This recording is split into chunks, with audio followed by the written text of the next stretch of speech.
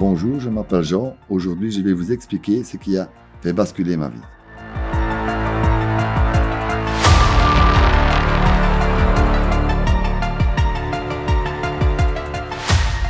Parce qu'on pense toujours, ça ne m'arrivera pas. Pas à moi. Et pourtant, on a fait tous la même chose et ça arrive. La preuve, ça arrive.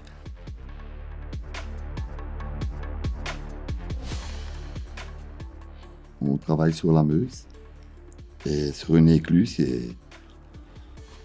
On doit démolir et excaver tous les bétons que nous cassons. On se comprend tous puisque ça fait presque 2 ans qu'on réalise ce travail. Tout le monde connaît ce travail. Et malheureusement, un jour est arrivé où il y a eu un accident. L'homme est retourné sur le lieu de la chaîne qui tient ce pieu. S'était dégagé, puis est revenu sur cette chaîne quand j'ai levé.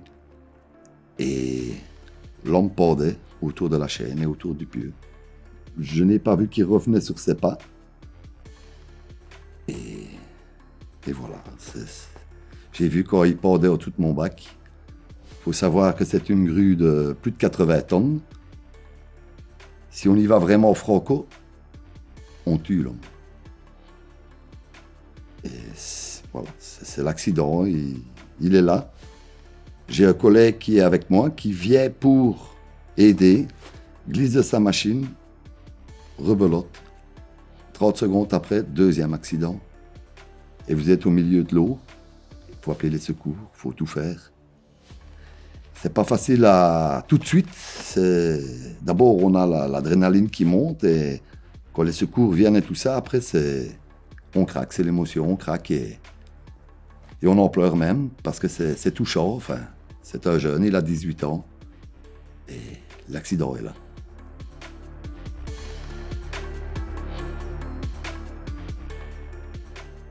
Fracture ouverte, on parle même d'amputation dans les premiers jours. Et maintenant, il y a une revalidation qui doit se faire, greffe de peau et tout, ça va prendre un certain temps. Et c'est comme je dis, c'est un jeune, il a 18 ans.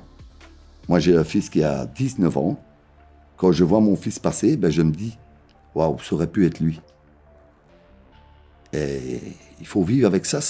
Au début, c'est pas facile, c'est vraiment pas facile parce que, qu'il soit jeune ou vieux, c'est pas ça, mais c'est un jeune. Et un jeune, je pense, touche encore plus parce que sa vie va être bouleversée pendant un certain temps, ça c'est sûr.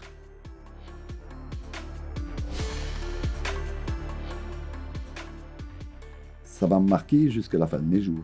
J'ai 52 ans, ça ne m'était jamais arrivé. Et là maintenant, j'oublierai jamais, ça c'est sûr. On avait pris un jour de calme pour dire on va un peu se remettre en question et reposer un peu tous les esprits. J'ai moi-même sonné à mon responsable de chantier pour dire il faut qu'on reprenne. Parce que si on ne reprenait pas, je ne suis pas sûr que j'aurais repris. Pourtant, j'aime mon métier.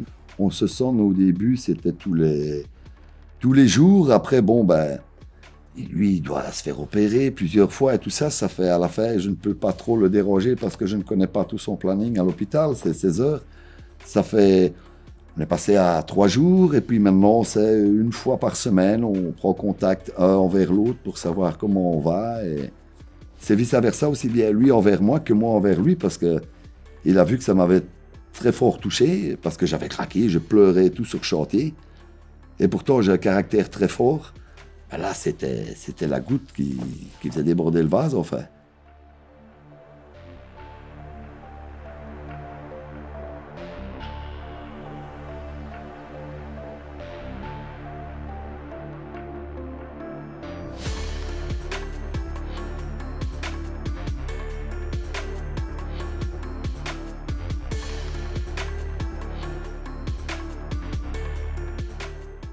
Donc on se trouve ici devant un accident grave sur une jeune victime qui aura des conséquences importantes sur le restant de sa vie entièrement. On est également en présence d'un chantier où il y avait énormément d'activités des activités où chacun a une part de responsabilité pour que celle-ci se passe dans toutes les conditions de sécurité requises.